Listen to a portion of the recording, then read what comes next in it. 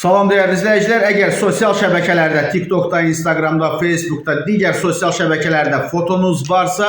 bank kartlarınıza müdaxilə oluna bilər və vacib bir açıqlamanı diqqətinizə çatdırıram. Videonu paylaşıb, burada üstəgəl işarəsinə toxunub kanalımıza abunə ola bilərsiniz. Dəyərli izləyicilər, Daxili İşlər Nazirliyi Kiber Cinayətkarlıqla Mübarizə Baş İdarəsinə sosial şəbəkələrdə müxtəlif şəxslərin profillərinin oxşarını yaradaraq onların dostluğunda olan vətəndaşlara banklar adından həqiqətə uyğun olmayan informasiyalar göndərilməsi və bu yolla çoxsaylı onlayn dələduzluqlar edilməsi barədə məlumat daxil olub və həyata keçirilən əməliyyat texniki tədbirlərlə qeyd edilən qanunsuz əməlləri törətməkdə şübhəli bilinən əvvəllər dəfələrlə məhkum olunmuş 23 yaşlı Zaur Teymurxanov Kiber polis tərəfindən saxlanılıb. Araşdırmalarla müəyyən edilib ki, Zaur Teymurxanov sosial şəbəkələrdə istifadəçilərin profil şəkillərini əldə edərək onların adlarına oxşar hesablar yaradıb, daha sonra həmin şəxslərin dost siyahısında olan istifadəçilərə yazaraq güya